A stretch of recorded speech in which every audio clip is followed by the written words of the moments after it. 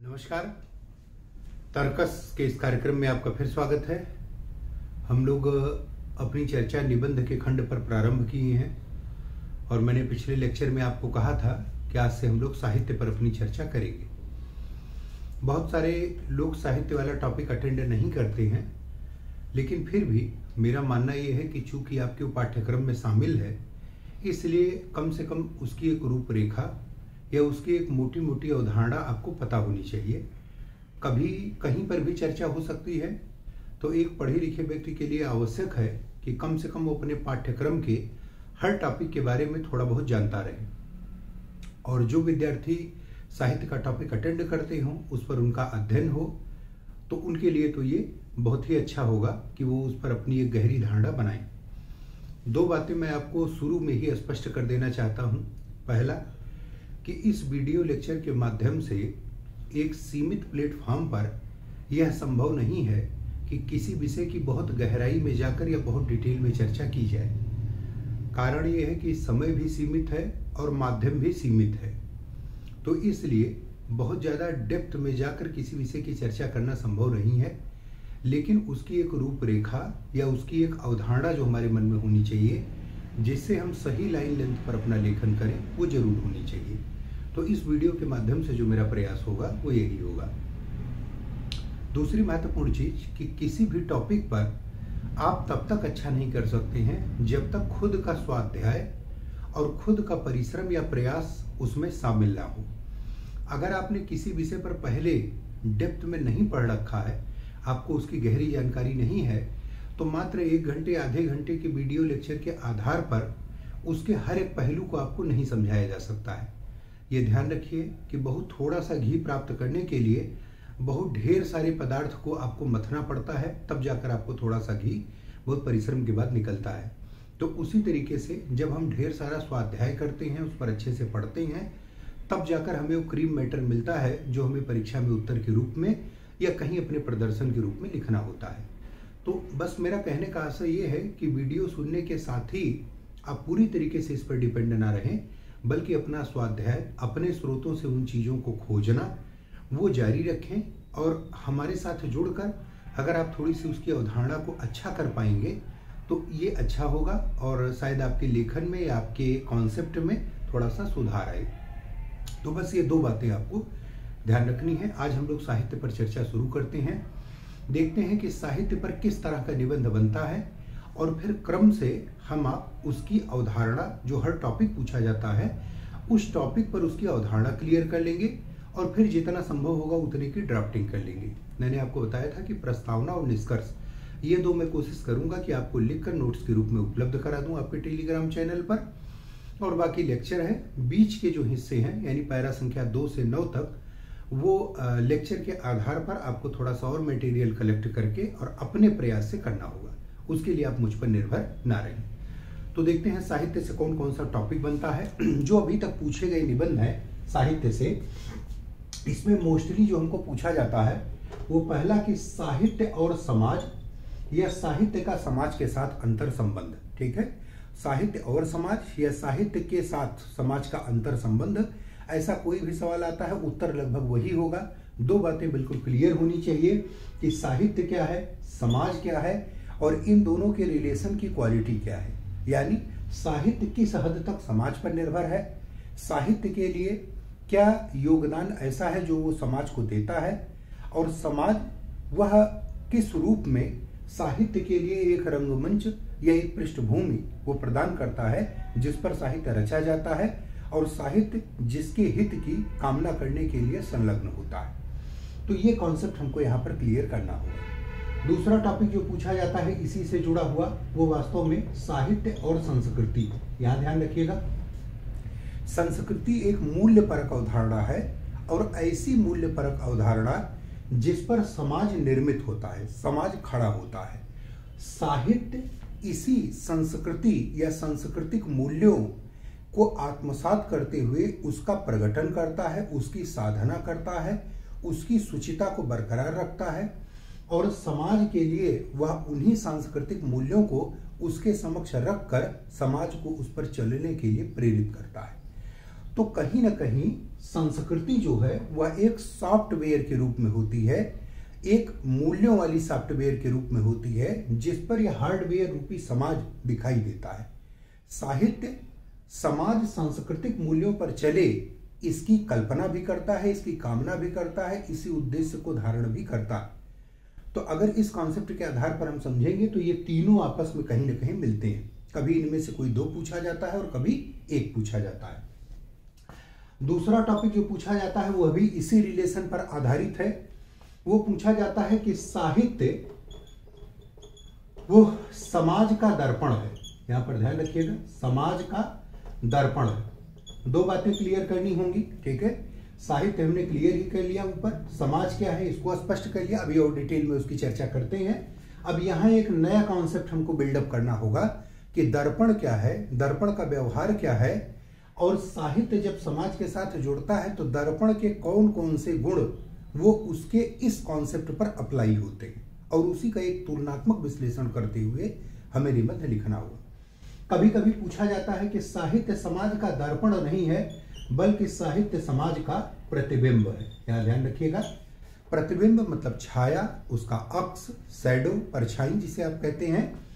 तो एक सवाल आता है कि साहित्य समाज का दर्पण नहीं है बल्कि प्रतिबिंब है, ऐसा भी सवाल पूछा गया है आपको। तो इसको भी क्लियर करना होगा कि दर्पण क्या है, प्रतिबिंब क्या है, दोनों के गुण धर्म क्या है, और अगर हम ये कहते हैं कि दर्पण नहीं है प्रतिबिंब है तो किन अर्थों में या किस कॉन्सेप्ट के आधार पर है, इसको क्लियर करना होगा।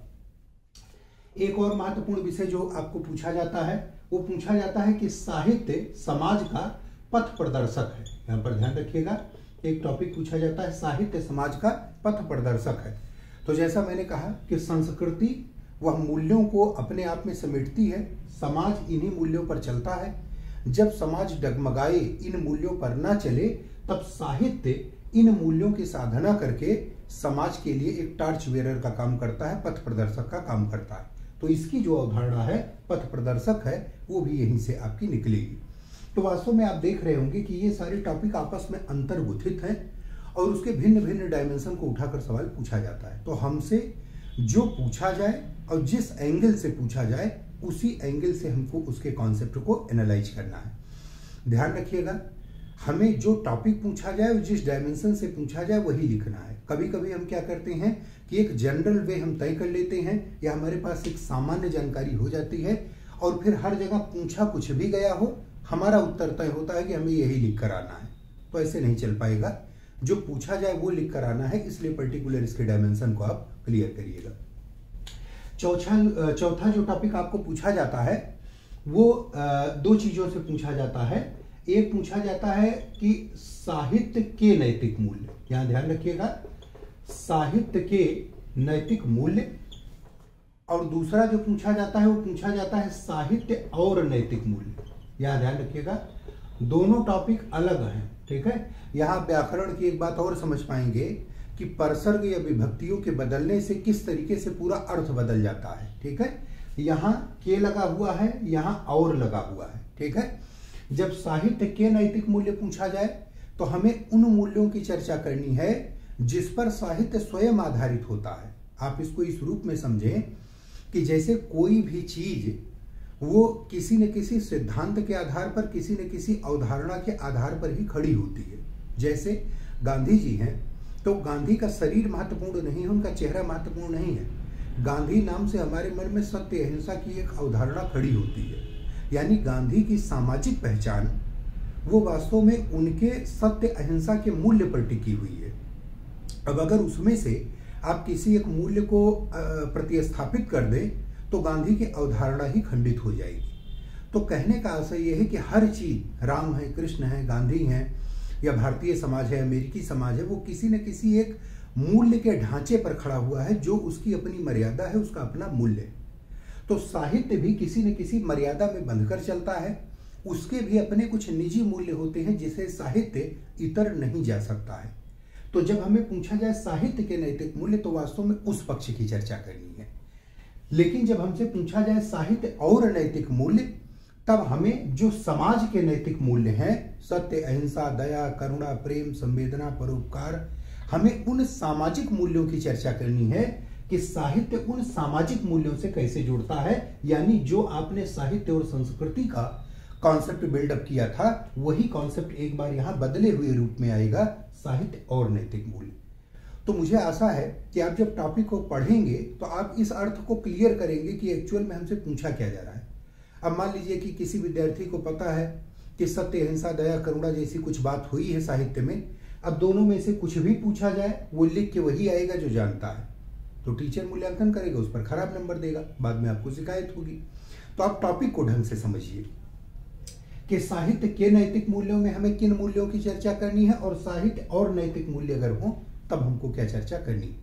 ये मूल्य साहित्य के मूल्य हैं और ये नैतिक मूल्य मानव या समाज के मूल्य है, मानवीय मूल्य या सामाजिक मूल्य, ये दोनों में बेसिक अंतर है। तो ये टॉपिक पूछा जाता है। कभी कभी आपको कुछ स्पेसिफिक राइटर पूछे जाते हैं, ठीक है, जैसे अभी तक जिनको पूछा गया है उसमें कबीर दास एक लोकप्रिय टॉपिक रहे हैं और कबीर का भी एक विशेष डायमेंशन कि कबीर की सामाजिक दृष्टि या कबीर का समाज दर्शन, ये बहुत इंपॉर्टेंट टॉपिक है और कई बार ये परीक्षा में आया है। चूंकि कबीर के जो विचार रहे हैं वो सर्वकालिक सामाजिक चिंतन का विषय रहे हैं और सर्वकाल खंड में समाज उनका अनुयायी रहा है, उन पर चलने का प्रयास करता है।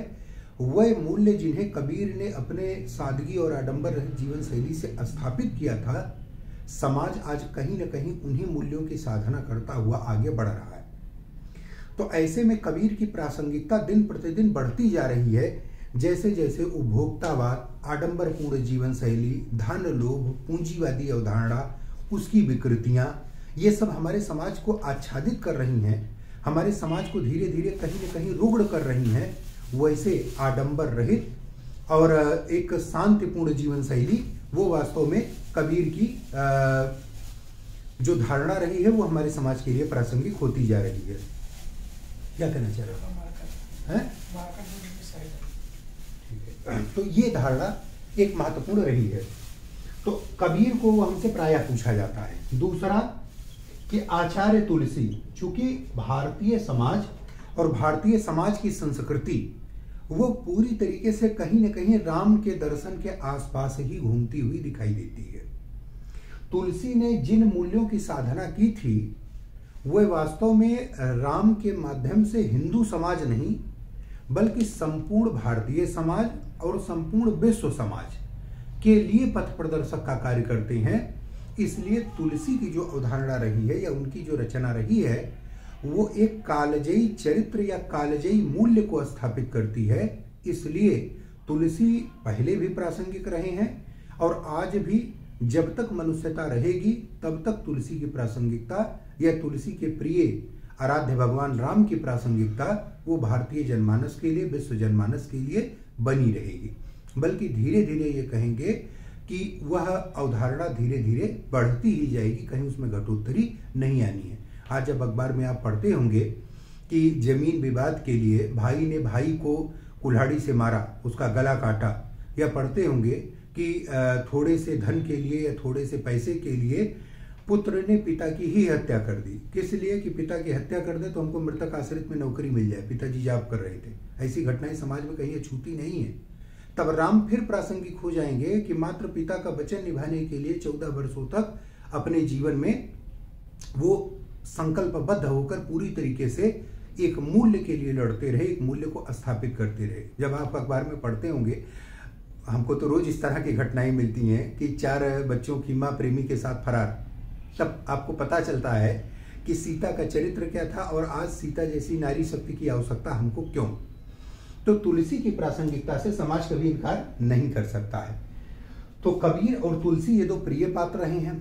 अब इसमें भी कभी कभी बदल देता है, जैसे तुलसी में लोक मंगल की भावना या रामचरितमानस का महत्व। एक चीज और कि वर्तमान समय में चूंकि राम के चरित्र को लेकर और राम मंदिर निर्माण को लेकर बार बार जनमानस में चर्चा हो रही है, तो ऐसे में संभव है कि इस तरह के टॉपिक आपको फिर पूछ लिए जाए, इसलिए इनको ध्यान देना जरूरी है।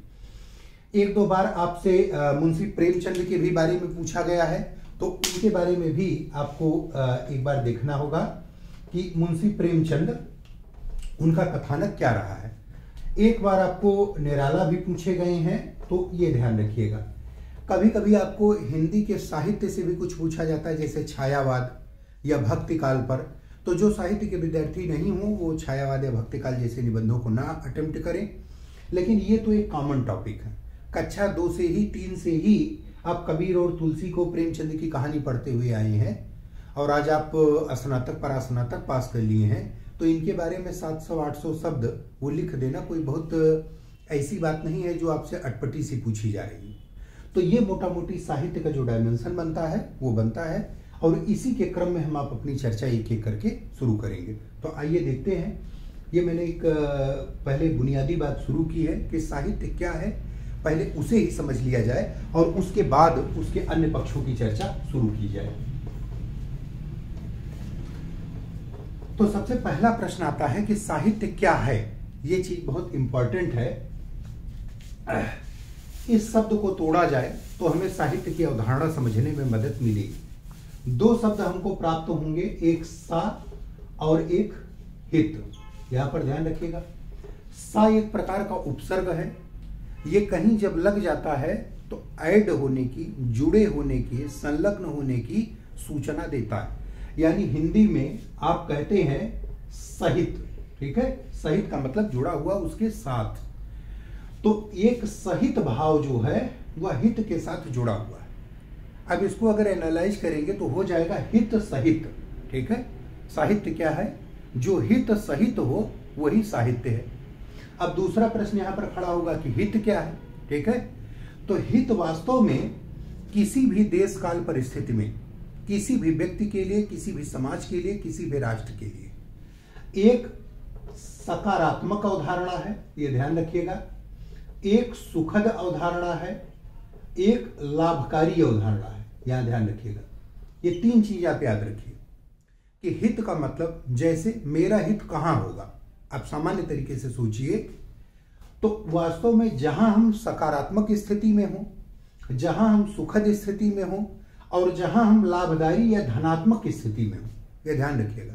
यानी हित वास्तव में एक ऐसा स्टेप है, एक ऐसी अवस्था है जो सकारात्मक है, जो सुखद है, जो धनात्मक है, जो लाभात्मक है। तो यानी एक लाभदायी, सकारात्मक, सुखद स्थिति को ही हम आप कह सकते हैं कि यही हमारा हित है, या ऐसा कार्य जिसको करने से ऐसी स्थिति प्राप्त हो वही कार्य हमारा हित है। तो यानी हित का मतलब आप व्यक्ति के संबंध में समझें, समाज के संबंध में समझें, राष्ट्र के संबंध में समझें, तो इस अवधारणा पर आप समझ सकते हैं। अगर हम सामाजिक हित की बात करें तो यानी वह अवस्था जो समाज के लिए सकारात्मक हो, समाज के लिए सुखद हो, समाज के लिए लाभकारी हो, जिससे समाज उत्तरोत्तर धनात्मक स्थिति में जाए, ऐसा कार्य, ऐसी स्थिति को ही हम कह सकते हैं कि यह सामाजिक हित का कार्य है। इससे समाज अपने हित को प्राप्त करेगा या इसमें सामाजिक हित निहित है। तो हित का जो कॉन्सेप्ट है वो आपको यहां से समझना पड़ेगा। दूसरा शब्द आएगा कि आखिर किसका हित। साहित्य जिसकी साधना करता है, तो हित तो हम आप समझ गए क्या है, हित सहित है यह भी समझ गए क्या है। लेकिन अब प्रश्न आता है कि किसका हित यहां पर, ठीक है। तो 2 स्थितियां आती हैं, यहां पर ध्यान रखिए। एक शब्द है व्यष्टि और एक शब्द है समष्टि। तो व्यष्टि का मतलब होता है व्यक्ति यानी इंडिविजुअल, सिंगल पर्सन, और समष्टि का मतलब होता है सर्व, ठीक है। सर्व का मतलब समाज। आप ये भी समझ सकते हैं कि सर्व का मतलब जो इस पॉइंट ऑफ व्यू से हमारा आपका आशय है वो व्यष्टि और समष्टि, ठीक है। तो यानी अब प्रश्न आता है कि किसी एक का हित, व्यक्ति का हित, या सबका हित, समाज का हित। तो यहां ध्यान रखिएगा कि साहित्य जब कल्पना करता है तो वास्तव में व्यष्टि से लेकर समष्टि तक वह संपूर्ण को आच्छादित करता है। उसका लक्ष्य ऐसा नहीं होता है कि हम व्यष्टि को छोड़ दें, समष्टि की तरफ झुक जाएं, या समष्टि को छोड़ दें, व्यष्टि की तरफ झुक जाएं। क्यों? दोनों स्थितियों में आप देखिए, अगर आप सबका हित करेंगे, सबके हित की कल्पना करेंगे, तो जाहिर सी बात है कि उसमें व्यक्ति का हित स्वतः अंतर्निहित है, उसको स्पष्ट करने की जरूरत नहीं है। दूसरा, यदि हम व्यक्ति के हित पर ध्यान केंद्रित करें तो अगर प्रत्येक व्यक्ति का हित हो जाए तो समाज का स्वतः हित हो जाएगा, उसमें भी कोई ऐसी बात नहीं। यानी व्यष्टि और समष्टि यह दोनों गहन रूप से अंतर संबंधित हैं। तो साहित्य क्या करता है कि वह व्यष्टि से लेकर समष्टि तक सबके हित की कामना करता है। कैसे करता है? साहित्य वास्तव में अपने गुणों को व्यष्टि के माध्यम से प्रकट करता है। साहित्य अपने मूल्यों को व्यष्टि के माध्यम से प्रकट करता है, जिसका उद्देश्य समष्टि की हित साधना करना होता है, समस्त का लक्ष्य प्राप्त करना होता है। जैसे राम एक इंडिविजुअल पर्सन है, राम एक व्यष्टि के रूप में, लेकिन राम के माध्यम से जो सामाजिक कल्पना की गई है वह व्यष्टि की नहीं की गई है कि राम के चरित्र से किसी एक व्यक्ति का हित हो जाए। राम व्यष्टि अवश्य है, तो राम की व्यष्टि मूलक अवधारणा के साथ तुलसी ने समष्टि मूलक सामाजिक हित की संकल्पना प्रस्तुत की। यह आपको कॉन्सेप्ट यहां पर क्लियर होना चाहिए। तो इस तरीके से किसका हित? व्यष्टि से लेकर समष्टि तक सबका हित। इसी अवधारणा को, जो ये हित की अवधारणा है, इसी को हम आप एक शब्द और कहते हैं अपने जीवन में, मंगल कामना। ठीक है, यहां पर ध्यान रखिएगा, मंगल कामना। मंगल का मतलब क्या है? यही हित की अवस्था, यही धनात्मक अवस्था जहां उत्तरोत्तर अभिवृद्धि करते जाएं हम धनात्मक दिशा में, वही वास्तव में मंगल कामना कहलाती है। तो कभी कभी आपको पूछा जाता है कि रामचरितमानस का मंगल, ठीक है, यहां पर एक शब्द और को बताएं कि इस मंगल के साथ जब हम व्यष्टि से समष्टि शब्द को जोड़ते हैं तो हमें एक और शब्द प्राप्त होता है जिसे आप कहते हैं लोक। ठीक है, यह लोकतंत्र में लगा हुआ लोक है, यह लोक सेवा आयोग में लगा हुआ लोक है, और यह लोक मंगल में भी लगा हुआ लोक है। अब लोक क्या है इसको समझना पड़ेगा। आचार्य रामचंद्र शुक्ल वह इसकी सबसे बेहतर परिभाषा देते हैं। शुक्ल जी का रामचरितमानस और तुलसी पर एक अच्छा अध्ययन कार्य भी रहा है, तो उन्होंने इसकी धारणा पुष्ट की है और ये कहा है कि लोक का तात्पर्य वास्तव में समष्टि से लेकर, जैसे अगर यह समष्टि है तो लोक की अवधारणा समष्टि से चलकर कहां तक जाती है? तृणमूल स्तर तक जाती है। ये ध्यान रखिएगा, कहां तक? तृणमूल स्तर तक जाती है समष्टि। अब समष्टि ब्रह्मांड भी हो सकता है, समष्टि विश्व भी हो सकता है, समष्टि समाज भी हो सकता है। तो यानी जब हम साहित्य के समष्टि की बात करते हैं तो वह केवल देश काल परिस्थिति की सीमाओं में नहीं बंधा होता है कि आज हित है कल की चिंता ना करें। काल में नहीं बंधा है, देश में नहीं बंधा है कि भारत का हित हो पाकिस्तान का हित ना हो, परिस्थिति में नहीं बंधा है कि जब हम दुख की स्थिति में हो तब हित हो और सुख की स्थिति में हो जाए तो हित होना बंद हो जाए, तब क्या होगा? अवसान हो जाएगा। और चूंकि हमें उत्तरोत्तर वृद्धि करनी है, इसलिए देश काल परिस्थिति की सीमाओं से परे संपूर्ण ब्रह्मांड की सकारात्मक कल्पना करने वाला समष्टि मूलक धारणा जो कहां तक जाती है? तृणमूल तक जाती है। अब ये ध्यान रखिएगा कि तृणमूल में क्या केवल व्यक्ति शामिल है, क्या केवल मानव शामिल है? ऐसा नहीं है। जब हम तृणमूल की बात करते हैं तो इसमें सजीव जगत भी आता है और इसमें निर्जीव जगत भी आता है। ये ध्यान रखिएगा। इसमें सजीव की जब हम कल्पना करेंगे तो मनुष्य तो आएगा ही, लेकिन मनुष्य के साथ ही वृक्ष भी आएंगे, पेड़ पौधे भी आएंगे, जितने भी जानवर हैं वह भी आएंगे, जितने भी प्राणी हैं वह भी आएंगे। तो यानी जब हम समष्टि मूलक कल्पना करेंगे और समष्टि मूलक में जब हम तृणमूल तक को जोड़ेंगे अपने साथ, तब सजीव पक्षों में हमें मनुष्य के साथ साथ इन सबके भी हित की कामना करनी होगी। इसी तरीके से जब हम निर्जीव की कामना करेंगे तब हम नदी की भी कामना करेंगे, तब हम धरती की भी कामना करेंगे, तब हम आकाश की भी कामना करेंगे, तब हम उन सब की कामना करेंगे, हम जल की भी कामना करेंगे, हम उन सब की कामना करेंगे जो कहीं न कहीं हमारे जीवन के लिए आधार है। एक चीज आप और ध्यान रखिएगा कि हमारा आपका शरीर, अगर आप ये मानते हो कि आप खुद को सजीव मानते हैं, तो आपका जो शरीर है यानी आपका जो सजीव पक्ष है वह भी वास्तव में निर्जीव पर ही टिका हुआ है। चेतना कहीं निर्विकार में नहीं खड़ी हुई है, चेतना कहीं शून्य में नहीं खड़ी हुई है। निर्जीव से बने हुए आधार स्तंभ पर ही आपकी चेतना टिकी हुई है। यानी यह शरीर आपका क्षिति जल पावक गगन समीरा। अब ध्यान दीजिए कि इसमें से सजीव कौन है? न तो क्षिति है, न जल है, न पावक है, न गगन है, न समीर है, लेकिन इन्हीं पंचभूतों के आधार पर आपका यह चेतन शरीर निर्मित हुआ है।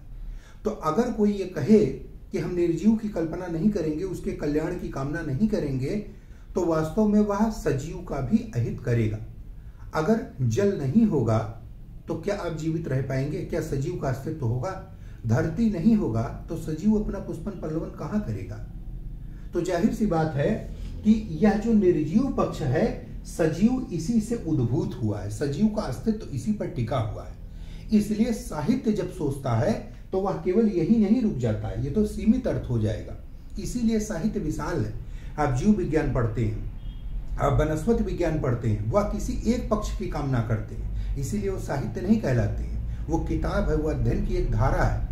लेकिन साहित्य लोक मंगल की भावना से, लोक कल्याण की भावना से परिपुष्ट होता है, इसलिए वह कभी एक आयामी नहीं होता है, वह बहुआयामी होता है। वह समग्र मूलक अवधारणा को लेकर चलता है। क्योंकि जीव विज्ञान पढ़ेगा, वनस्पति विज्ञान पढ़ेगा, भौतिक विज्ञान पढ़ेगा, रसायन विज्ञान पढ़ेगा, तो वह इनमें से किसी एक पक्ष के बारे में सोचेगा, एक पक्ष का विश्लेषण करेगा। लेकिन जब साहित्य सोचेगा तो वह वास्तव में इन समग्र को साथ लेकर चलेगा, क्योंकि स्पष्ट रूप से साहित्य मानता है कि यह निर्जीव ही सजीव के अस्तित्व के लिए जिम्मेदार है। आप अपने शरीर से क्षिति जल पावक गगन समीरा की अवधारणा से आप इस कॉन्सेप्ट को भली भांति समझ सकते हैं। इसीलिए जब आप साहित्य उठाएंगे, ऋग्वेद उठाएंगे, तो आपको वहां पर नदी सूक्त भी मिलेगा। नदी को देवी की उपाधि दी गई है, नदी तमो देवी तमो, ऐसी अवधारणा आपको कही जाती है। वहां पर वृक्ष पूजा का भी आपको अस्तित्व मिलेगा सजीव में। बरगद का वृक्ष, पीपल का वृक्ष, नीम का वृक्ष। आप कल्पना करिए कि हिंदू समाज में कितने प्रकार के वृक्षों की पूजा होती है।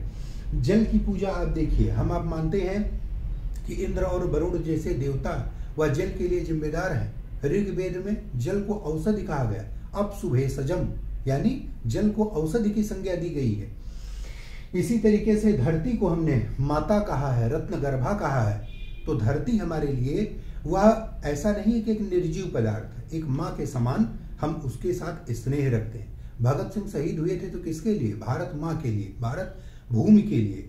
ऐसे अनेक सारे स्वतंत्रता सेनानी जब अपने प्राणों की कुर्बानी देते हैं तो अपने माँ की सेवा में ही, वह माँ कौन है? धरती माँ की सेवा में वह कामना करते हैं। इसी तरीके से आकाश को हमने पिता माना। जैसे पिता अपनी छत्र छाया अपने परिवार पर, अपने बच्चों पर रखता है, लाख दुख सहकर भी उनका पालन पोषण करता है, उसी तरीके से आकाश भी हमें वह सब कुछ देता है। वहीं से हमको धूप मिलती है, वहीं से हमको जल मिलता है, वही हमारे लिए एक आस्था का केंद्र होता है और यह पिता के समान हमारे लिए रक्षक होता है। तो साहित्य जब कल्पना करता है तो इतनी व्यापक कल्पना करता है। तो लोक से जो रामचंद्र शुक्ल कहते हैं कि हमारा आपका आशय है, हमारा आपका संदर्भ है, वो वास्तव में एक विराट कल्पना के रूप में है, एक व्यापक कल्पना के रूप में है, जिसमें ये अवधारणाएं निहित है। तो जाहिर सी बात है कि जब साहित्य इस प्रकार की सकारात्मक और समष्टि मूलक अवधारणा को लेकर चलेगा, साहित्य लोक मंगल की कामना को लेकर चलेगा, तब उसके विभिन्न सारे रूपों में, विभिन्न सारे विषयों में यह सब कुछ एक कल्याणकारी रूप में आ जाए, ऐसी कामना निहित होगी। तो अब आप ये समझे होंगे कि साहित्य वास्तव में क्या है और साहित्य किसकी साधना करता है, साहित्य का उद्देश्य क्या होता है, साहित्य का आशय क्या होता है। तो अब ये क्लियर हो गया कि साहित्य वास्तव में समाज के हित के लिए कल्पना करता है, समाज के लोक मंगल के लिए कामना करता है। यह व्यष्टि से लेकर समष्टि तक के बोध को अपने भीतर समाहित रखता है।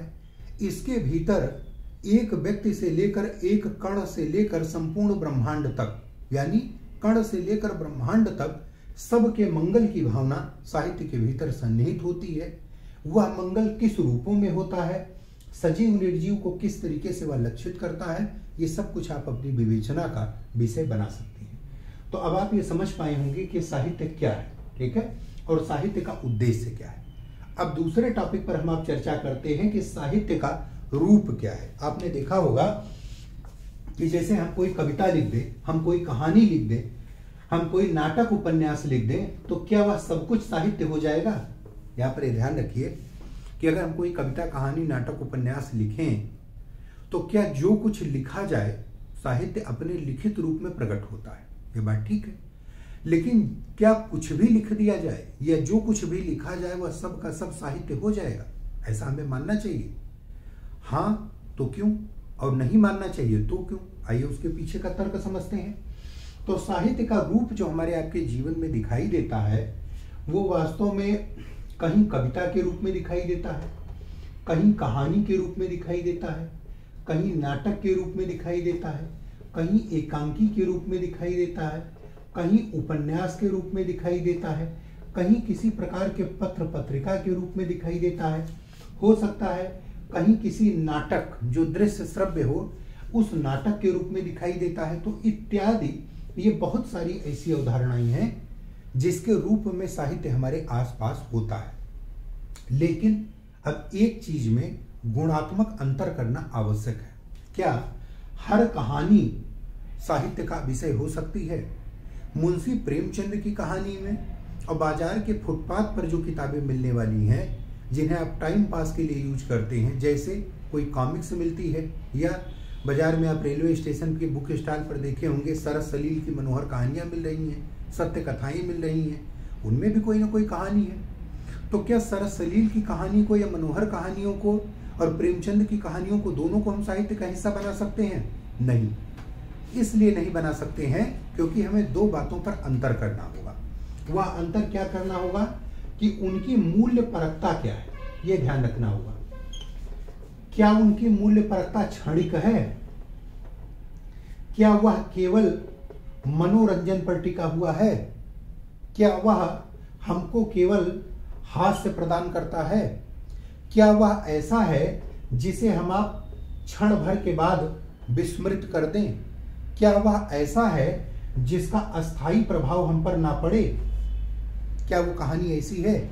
इसी मानकों पर हम दो रचनाओं के मध्य अंतर करते हैं कि ये साहित्य का विषय होने लायक है, इसे साहित्य माना जाए और इसे साहित्य ना माना जाए। ध्यान से समझिए कि साहित्य और साहित्य के भीतर लिखी गई चीजें क्षणिक नहीं होती हैं, शाश्वत होती हैं। रामचरितमानस लिख दिया गया तो वास्तव में जिस कालखंड में आज के 800 साल पहले या वाल्मीकि ने आज के हजारों साल पहले जब वो लिखा, तो तब से लेकर आज तक उत्तरोत्तर वह समाज का हित करता हुआ सतत रूप से चला आ रहा है। वो क्षणिक नहीं था कि कालखंड में किसी क्षण में पैदा हुआ और वहीं उसका अस्तित्व था, फिर वह लुप्त हो गए, ऐसा नहीं है। तो जो साहित्य है वह क्षणिक नहीं है बल्कि शाश्वत अवधारणा है, ये ध्यान रखना है। मनोरंजन, साहित्य का उद्देश्य मनोरंजन करना नहीं है। हाँ, ये अलग बात है कि साहित्य मनोरंजन करता है, साहित्य में मनोरंजन भी निहित होता है। क्यों निहित होता है, जरा इस अवधारणा को भी समझ लीजिए। मानव का जो मन है ये वास्तव में भाव पक्ष से जुड़ा हुआ होता है, भावात्मक अवस्था होती है। मनोरंजन का मतलब ही होता है कि जो आपके मन को पुलकित करे, मन को आनंदित करे, वही विषय मनोरंजन होता है। मनोरंजन की भी आप अवधारणा ले लीजिए। तो मन आपका जो होता है बहुत भावुक होता है, यह इसका भावात्मक पक्ष होता है। अगर साहित्य पूरी तरीके से केवल जानकारी पर, केवल मूल्य पर आधारित हो जाए तो जाहिर सी बात है कि मानव के मन तक उसकी पहुंच नहीं हो पाएगी, क्योंकि मानव का मन भावुक है और भावुक मन को छूने के लिए, स्पर्श करने के लिए हमें किसी न किसी ऐसी चीज की आवश्यकता होगी जो उसके भाव पक्ष की साधना करता हो, जिसमें दया, करुणा, हास्य, प्रेम, संवेदना, ऐसे भावात्मक चीजें भी उसमें लिपटी हुई हों, जुड़ी हुई हों, और फिर उन्हीं भावात्मक चीजों के माध्यम से वह मानव के मन को छुएगा, और जब वह मानव के मन को छुएगा तभी उसका मन परिवर्तित होगा, भाव बदलेंगे, और भावों के बदलने के साथ मन की स्थिति बदलेगी, मना स्थिति बदलेगी, मन का संकल्प बदलेगा, संकल्प मजबूत होगा, और बदले हुए सकारात्मक भावों के साथ वह मन का संकल्प अपने हित में, समाज के हित में संलग्न होगा। तो यानी साहित्य का उद्देश्य मनुष्य का मानसिक परिवर्तन करना है, उसके मना स्थिति को बदलना है, और यह तब संभव होगा जब साहित्य पहले मानव मन के भीतर प्रविष्ट हो। मानव मन के भीतर प्रविष्ट होने के लिए साहित्य अपने ऊपर भावों की चाशनी चढ़ा लेता है, भावों का मुलम्मा चढ़ा लेता है, जिससे वह रुचिकर हो जाए, जिससे वह स्वादकर हो जाए और मानव के लिए सुग्राह्य हो जाए। जब मानव के लिए वह सुग्राह्य हो जाएगा, रुचिकर हो जाएगा, मनुष्य भावनात्मक रूप से उसमें जुड़ जाएगा, तब वास्तव में वह बदलाव कर लेगा। आप इसको एक दो उदाहरणों के माध्यम से समझिए। जैसे आप किसी से प्रेम करते हैं तो आप कल्पना करिए कि जब आप किसी से प्रेम करते हैं तो आपके भीतर अपार ऊर्जा पैदा हो जाती है। आप वह सारा काम कर बैठते हैं जिसके बारे में आप कभी सोचते नहीं हैं। जैसे उदाहरण के लिए, आपको कभी अपनी प्रेमिका से मिलने नदी के उस पार जाना हो तो आपको डर नहीं लगेगा, आप रात में ही नदी के तट पर पहुंच जाएंगे और रात में ही आप नदी पार भी कर जाएंगे, उस पार भी पहुंच जाएंगे। और इसमें कोई दूसरा उदाहरण नहीं, आचार्य तुलसी को ही लीजिए कि अपनी पत्नी रत्नावली जिससे वह अगाध प्रेम करते थे, उससे मिलने के लिए जब वह रात्र में ही घर से चल दिए और नदी पार करने के लिए उन्हें नाव नहीं मिली तो एक शव बहता हुआ जा रहा था, उस शव के सहारे ही उसको पकड़ कर ही वो नदी पार करके अपनी पत्नी के घर पहुंच गए। ऐसा काम किस लिए? कि प्रेम के वशीभूत होकर। तो प्रेम एक भावना है। साहित्य वास्तव में आपके मन की, मैं सिर्फ आपको यह बताना चाहता हूं कि भावनाएं कितनी प्रबल होती हैं। अगर वो आपके मन में जागृत हो जाएं तो दशरथ माझी पहाड़ खोद सकते हैं, तुलसी मुर्दे के सहारे नदी पार कर सकते हैं। कोई व्यक्ति वह पैर कटे होने के बावजूद अरुणिमा सिन्हा जैसी महिला वह उसी भावनात्मक संकल्प के आधार पर हिमालय की चोटी पर चढ़ सकती है। ये सब कुछ कैसे संभव हुआ? साहित्य यही जिजीविषा, यही संकल्प आपके मन में पैदा करना चाहता है। इसलिए उसके मूल्यों का, उसके विचारों का आपके मन के भीतर पहुंचना जरूरी है। और मानव मन के भीतर पहुंचने का सिर्फ एक रास्ता है, वह संवेदना है, वह भाव है, वह कहीं न कहीं ऐसे भावात्मक पक्ष हैं जिससे वह मानव मन के भीतर प्रविष्ट होगा। तो साहित्य का काम वह केवल क्षणिक मनोरंजन करना नहीं है कि आप हंस दिए, चुटकुला आपने सुन लिया तो चुटकुले से आपके जीवन में क्या परिवर्तन आया? आपने चुटकुला सुना, क्षण भर के लिए आप मुस्कुराए, आगे बढ़ गए, चुटकुला भी भूल गए।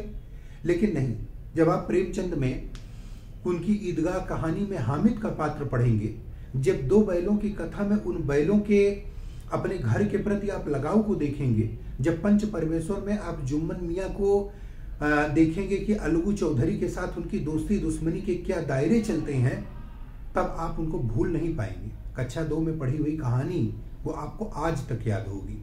कहीं कोई कविता की लाइनें आपने पढ़ ली होंगी, खूब लड़ी मर्दानी वह तो झांसी वाली रानी थी, वो आपको आज भी याद होगी। क्यों याद होगी? चुटकुला तो नहीं याद होगा जो आपने कक्षा 2 में पढ़ा होगा, लेकिन खूब लड़ी मर्दानी वह तो झांसी वाली रानी थी आपको याद है। इसलिए याद है क्योंकि साहित्य ने अपने भावात्मक पक्ष के साथ आपका मनोरंजन ही नहीं किया, बल्कि उस मनोरंजन के माध्यम से आपके मन में उसको स्थापित कर दिया। तो अगर उस मूल्य के पौधे को आपके मन के उर्वर धरातल पर साहित्य स्थापित कर दे तो धीरे धीरे वह स्वतः पुष्पित पल्लवित होकर एक दिन विशाल वृक्ष बन जाएगा और वह विशाल वृक्ष आपके लिए संकल्प बोध की तरीके से कार्य करने लगेगा। तो साहित्य का उद्देश्य वह केवल मनोरंजन करना नहीं है, बल्कि मनोरंजन के माध्यम से आपके मन के भीतर पैठ बनानी है। जैसे एक उदाहरण मैं आपको और बताऊं कि आपने छोटे बच्चों को देखा होगा, डॉक्टर के यहाँ जाते हैं, छोटे बच्चे दवाई नहीं खाते हैं, बहुत रोते गाते रहते हैं, तो डॉक्टर क्या करता है कि उनको दवाई तो देता है, क्योंकि बिना दवाई के तो जो शरीर में रोग आ गया हो तो ठीक होगा नहीं, लेकिन दवाई कड़वी है तो इसलिए बच्चा उसे खाएगा नहीं। तो वो क्या करता है कि मीठी गोली के रूप में दवाई देता है। यानी दवाई तो निहित होती है लेकिन वह मीठी गोली के रूप में होती है। यहाँ ध्यान दीजिए, डॉक्टर का उद्देश्य बच्चे को मीठी गोली खिलाना नहीं है, दवाई खिलाना है, लेकिन मीठी गोली के माध्यम से ही वह दवाई उसके शरीर में प्रविष्ट करेगी, अन्यथा बच्चा उसे ग्रहण ही नहीं करेगा। तो साहित्य मनोरंजन का केवल उतना पक्ष लेता है जितना उस मीठी गोली के रूप में हो, लेकिन वास्तव में उसका उद्देश्य समाज के या व्यक्ति के रुग्ण हुए मन में, शरीर में जो विकार आ गई, जो व्याधियां आ गई, जो कुसंस्कृतियां आ गई, जो कुप्रवृत्तियां आ गई, उनका निवारण करना है, उनको दूर करना है, सही मूल्यों को स्थापित करना है। तो कोरे मूल्य आपके भीतर स्थापित नहीं किए जाएंगे उस कड़वी दवाई के भांति, इसलिए उनके भीतर मीठी गोली की भांति एक चाशनी तैयार की जाएगी जो मनोरंजन की चाशनी होगी, और फिर बच्चा बहुत ही रुचिपूर्ण ढंग से, बहुत ही सुग्राह्य ढंग से उसको ग्रहण कर लेगा। तो साहित्य इसीलिए मनोरंजक रूप में बन पड़ता है, यह हास्य इसीलिए उसका विषय बन पड़ता है। साहित्य को आप विस्मृत नहीं कर सकते हैं, साहित्य आपकी स्मृतियों में कहीं ना कहीं चिर स्मृति में, यानी स्मृति में अस्थायी रूप से आपकी चिर स्मृति में वो साहित्य कहीं न कहीं आच्छादित हो जाता है, आबद्ध हो जाता है। विस्मृत करने का विषय नहीं है, वह एक अस्थायी धारणा के रूप में आपके मन में बैठ जाता है। गांधी जी ने अपने बचपन में श्रवण कुमार का नाटक देखा था, राजा हरिश्चंद्र का नाटक देखा था, और जब आप उनकी पुस्तक माई एक्सपेरिमेंट विद ट्रुथ पढ़ेंगे तो उन्होंने स्पष्ट किया है कि दो चीजों का मेरे जीवन पर बहुत गहरा प्रभाव पड़ा, एक राजा हरिश्चंद्र की सत्यवादिता और दूसरा श्रवण कुमार की मातृपितृ भक्ति। श्रवण कुमार के पितृ भक्ति के कारण ही गांधी जी ने अपने जीवन में अपने माता पिता की बात मानने, उनकी सेवा करने का संकल्प लिया, और अपने पिता के अंतिम क्षणों में जब गांधी जी उनके पास उपस्थित नहीं रह पाए थे तो वास्तव में इसका आजीवन पश्चाताप उन्हें रहा था। राजा हरिश्चंद्र की कथा को सुनकर ही, देखकर ही उन्होंने सत्य को अपने जीवन का एक ध्येय बना लिया और सत्य के मार्ग के वह अनुयायी हो गए। तो यानी एक छोटे से बालक मोहनदास के मन में साहित्य ने प्रविष्ट होकर एक ऐसा परिवर्तन किया कि आगे चलकर वह युग नायक बन गया, युग परिवर्तक बन गया। तो आप साहित्य के संकल्प बोध का और साहित्य की शक्ति का आप इस घटना से अंदाजा लगा सकते हैं। तो इसलिए मैं कह रहा हूं कि साहित्य वास्तव में वह केवल कविता कहानी नाटक नहीं है। कोई कविता कहानी नाटक उपन्यास वो जब इन धारणाओं पर साहित्य के चरित्र के निकट आएगा तभी वह साहित्य कहलाने का अधिकारी होगा। अन्यथा वह एक बाजारू किताब बनकर, अन्यथा वह एक फुटपाती किताब बनकर, क्षणिक किताब बनकर वो कहीं न कहीं समाज के हाशिए पर चला जाएगा। वह समाज का केंद्रीय विषय नहीं बन पाएगा। लेकिन जो एक अस्थायी होगा, जो मानव मन के भीतर पैठ बनाकर उसके संकल्प बोध को परिवर्तित करने वाला होगा, मानव मन की स्थिति में बदलाव लाने वाला होगा, मानव के मन के संकल्प को सकारात्मक स्थिति में ले जाने वाला होगा, मनोरंजन के साथ साथ ही वह उसके सर्वांगीण विकास का, आत्मिक विकास का, नैतिक विकास का, भौतिक विकास का संकल्प पैदा करता होगा, वही सच्चा साहित्य होगा और वही साहित्य कहलाने का अधिकारी होगा।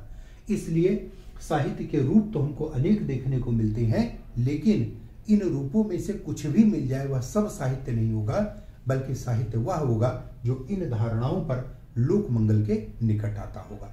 तो ये कॉन्सेप्ट आपको बिल्कुल क्लियर होना चाहिए। अब हम देखते हैं कि साहित्य का उद्गम कहाँ से होता है। जो साहित्य और समाज वाली चर्चा बनती है वो वास्तव में इसी पॉइंट से बनती है कि साहित्य और समाज वो क्या है और कहां से जुड़ता है। तो साहित्य का उद्गम कहां से होता है? जाहिर सी बात है कि साहित्य का उद्गम वो जो है समाज से ही होगा। साहित्य का उद्गम कहां से होगा? समाज से होगा। और दूसरी चीज कि किसके लिए होगा, अगर इसमें आप उद्देश्य भी जोड़ना चाहें तो समाज से और समाज के ही लिए होगा। यह ध्यान रखिएगा। यानी उद्गम यहां से प्रकट हो जाएगा और उद्देश्य यहां से प्रकट हो जाएगा। तो समाज से समाज के लिए, लेकिन इन दोनों के बीच में एक व्यक्ति है जिसे आप कथाकार कहते हैं, जिसे आप कवि कहते हैं, जिसे आप लेखक कहते हैं। ये जो रचनाकार है, जो कविता कहानी नाटक उपन्यास को लिखता है, ये इनके बीच में एक इमीडिएटर का काम करता है या माध्यम का काम करता है। साहित्य अपने रूप में प्रकट हो, इसके लिए जरूरी है कि एक व्यक्ति उसको उस रूप में लेकर आए। यह व्यक्ति कौन होता है? यह रचनाकार कहीं बाहर से नहीं आता है, यह भी इसी समाज का एक अंश होता है, इसी समाज का एक हिस्सा होता है। यहाँ एक बात ध्यान रखिए कि इस समाज की जो सदप्रवृत्तियां होंगी, इस समाज की जो कुप्रवृत्तियां होंगी, यानी संस्कार कुसंस्कार दोनों, जब इस समाज से कोई व्यक्ति निकल कर आएगा तो उसके भीतर भी वही होगा। ये मानव की कमजोरी है। कोई मनुष्य न बहुत अच्छा हो सकता है, न बहुत खराब हो सकता है। अंगुलिमाल होगा तो उसके मन में भी कहीं न कहीं दया प्रेम करुणा होगी, जिसे कोई बुद्ध आएगा वो छूकर जगा देगा। और कोई बहुत अच्छा भी व्यक्ति होगा तो उसके भीतर भी कोई न कोई ऐसी बुराई मिल जाएगी जो उसको कहीं रसातल या पतन में ले जाने के लिए जिम्मेदार हो जाएगी। तो इसलिए कोई मनुष्य न पूर्णता अच्छा होता है, न पूर्णता बुरा होता है, तो अच्छा बुरा दोनों होता है। तो चूंकि समाज में अच्छाई बुराई दोनों है, वहां से कोई व्यक्ति निकल कर आएगा तो अच्छा बुरा दोनों होगा।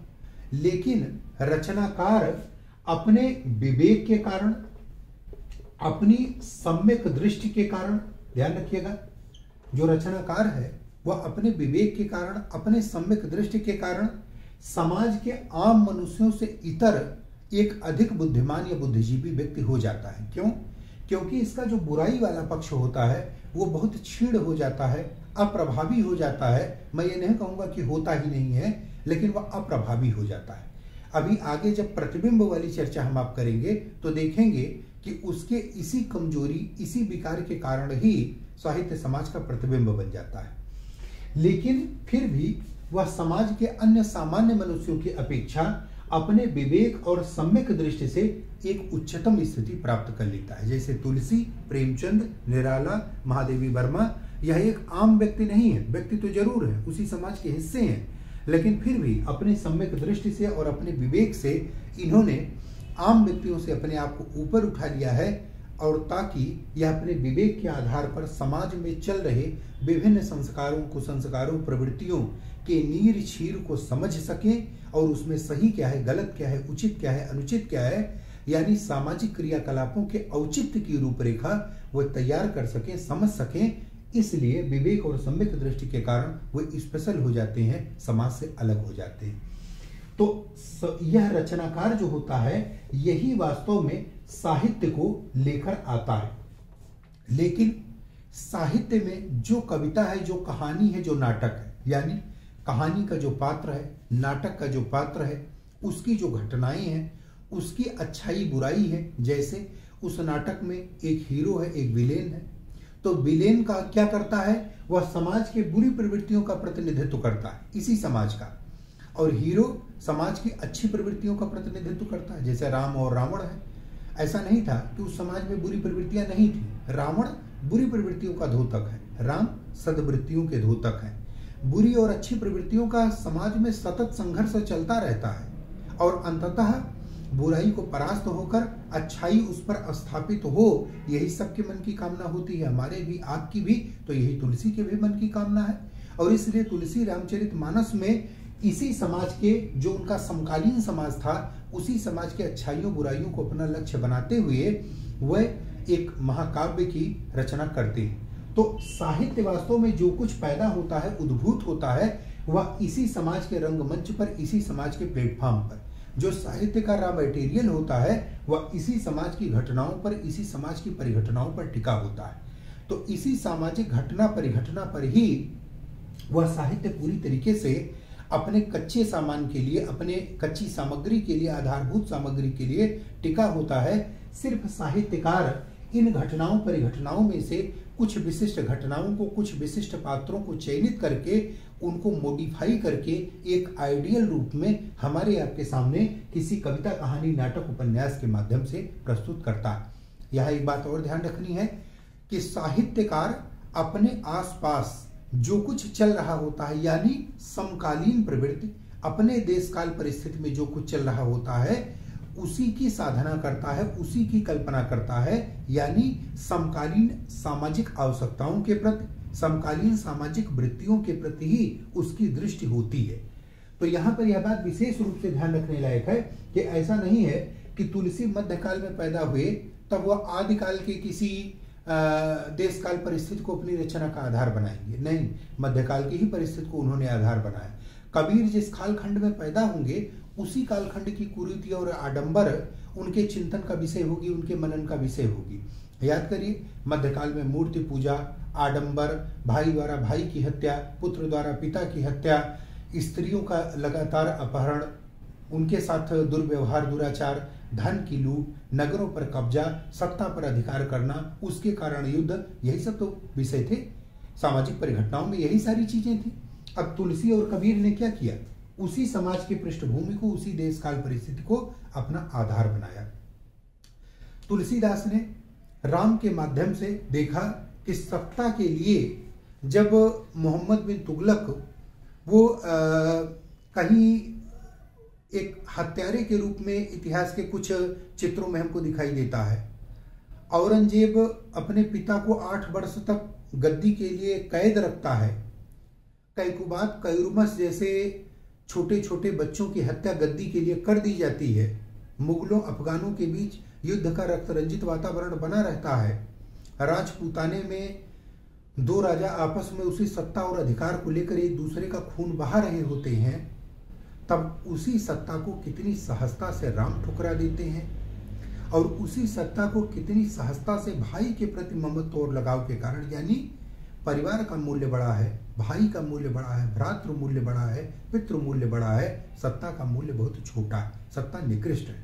राम भी उस सत्ता को ठुकराते हैं, भरत भी उस सत्ता को ठुकराते हैं, और जो पैरों का जूता होता है वह उस सत्ता पर बैठने का अधिकारी होता है।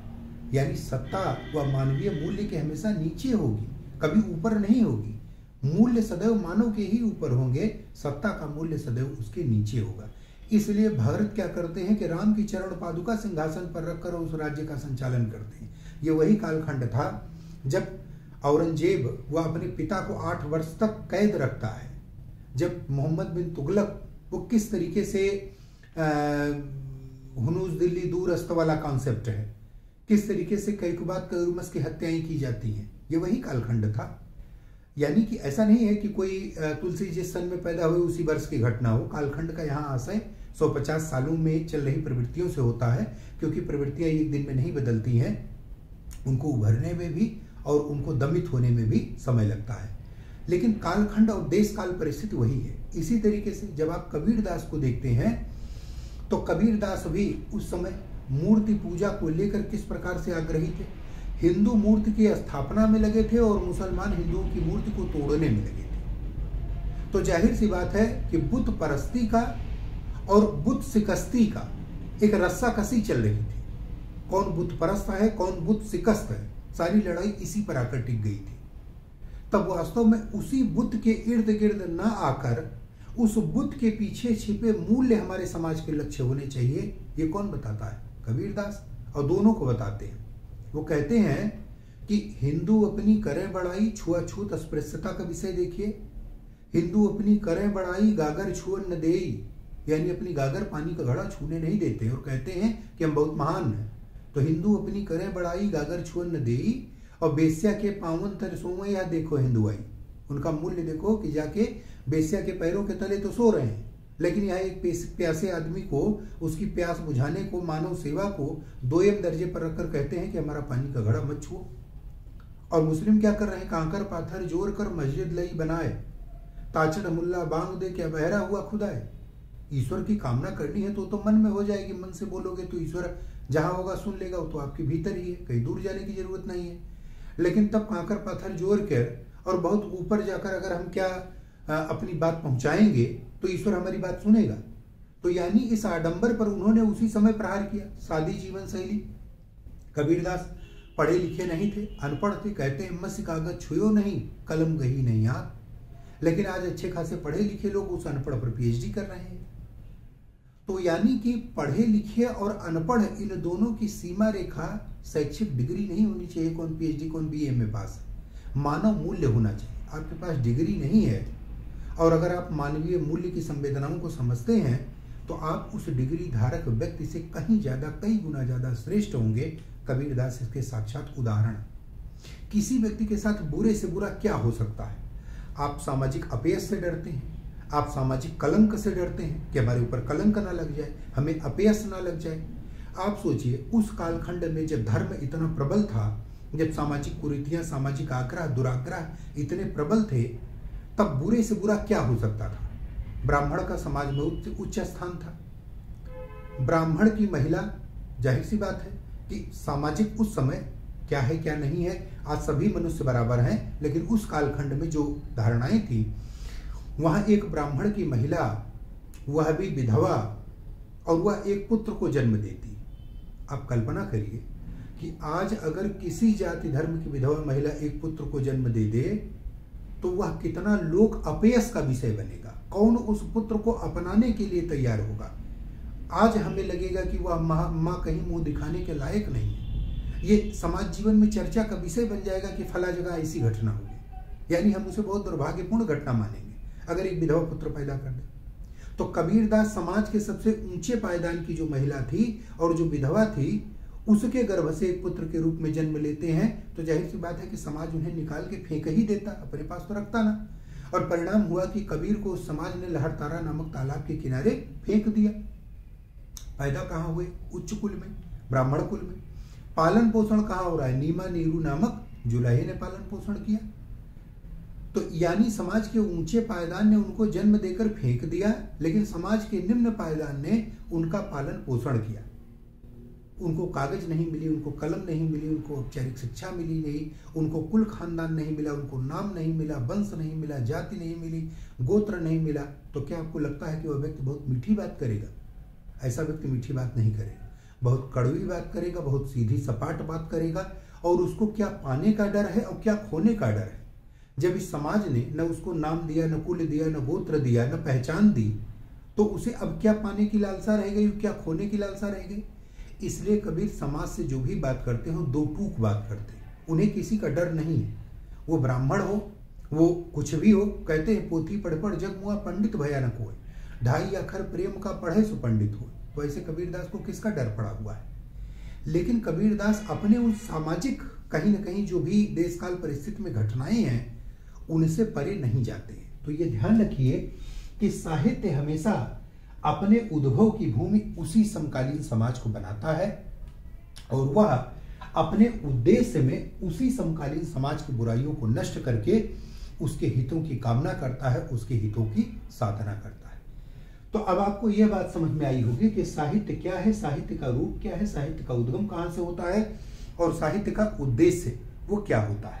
ये बातें हमको इतनी समझ में आई होंगी और साहित्य की एक चर्चा वो हमको आपको यहाँ से समझ में आई होगी। जब आप इस निबंध की कभी फ्रेमिंग करें और आपसे सीधा सीधा निबंध एक पूछ लिया जाए कि साहित्य क्या है, कहीं पूछ लिया जाए, ठीक है, या आपको पूछ लिया जाए कि साहित्य का उद्देश्य क्या है, कभी ऐसा निबंध पूछ लिया जाए, तब आप एक जो अपने निबंध की पैरामीटर बनाएं वो आप एक प्रस्तावना लिखें।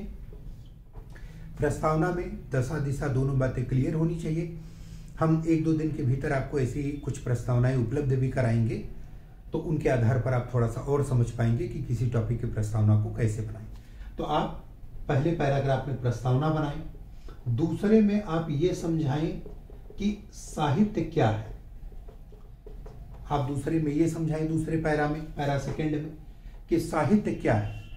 तीसरे पैरा में आप ये समझाएं कि साहित्य का रूप क्या है। आप तीसरे पैरा में ये समझाएं कि साहित्य का रूप क्या है। चौथे पैरा में आप ये समझाएं कि साहित्य का उद्गम कहां से होता है।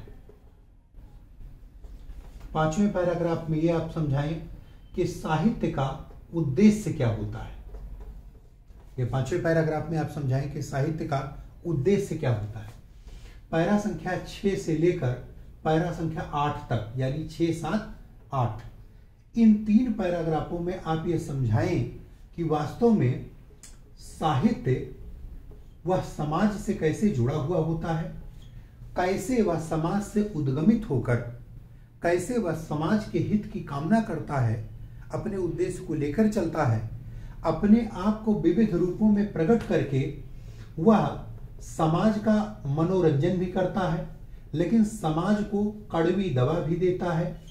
वह समाज के विकृतियों की पहचान करता है, इन विकृतियों को नष्ट करके समाज में सद्वृत्तियों की स्थापना के लिए प्रयास करता है। आप इसमें 2-4 उदाहरण भी जोड़ सकते हैं, जैसे मैंने अभी आपको बताया कबीरदास का उदाहरण, तुलसीदास के रचनाओं से उदाहरण, मुंशी प्रेमचंद से कोई उदाहरण ले लीजिए, ऋग्वेद का कोई उदाहरण ले लीजिए, आधुनिक काल में जयशंकर प्रसाद, महादेवी वर्मा, सूर्यकांत त्रिपाठी निराला, जो भी आप जनजीवन में पढ़ते हो उनकी रचनाओं से आपको उदाहरण लेकर और यहाँ पर अपनी बात को पुष्ट कर देते हैं कि किस तरीके से साहित्य ने सामाजिक विकृतियों की पहचान की और किस तरीके से उसने सद्वृत्तियों को वह समाज में स्थापित करने का प्रयास किया। पैरा संख्या 9 में आप ओवरऑल जो कुछ ये चर्चा किए हैं साहित्य के उद्देश्य के संदर्भ में कि साहित्य का उद्देश्य क्या है, साहित्य का आशय क्या है, आप एक पुष्टि यहाँ पर करें कि वास्तव में साहित्य ही एक ऐसा विषय है जो अन्य किसी विषय की अपेक्षा, यानी यहाँ पर पुष्टि करने के लिए आप एक तुलनात्मक अध्ययन करें। तुलनात्मक अध्ययन किससे करेंगे? अन्य विषयों से करेंगे। तो अन्य विषयों में इतिहास से, भूगोल से, भौतिक विज्ञान से, रसायन विज्ञान से एक तुलना करके आप ये बता सकते हैं, या उन बाजारू फुटपाती किताबों से तुलना करके आप ये बता सकते हैं कि साहित्य इसीलिए श्रेष्ठ हो जाता है, साहित्य इसीलिए समाज के लिए एक आइकॉन हो जाता है, समाज के लिए बूस्टअप का काम करने लगता है और सबसे श्रेष्ठ होकर अन्य किसी विधा से अपने आप को पृथक कर लेता है।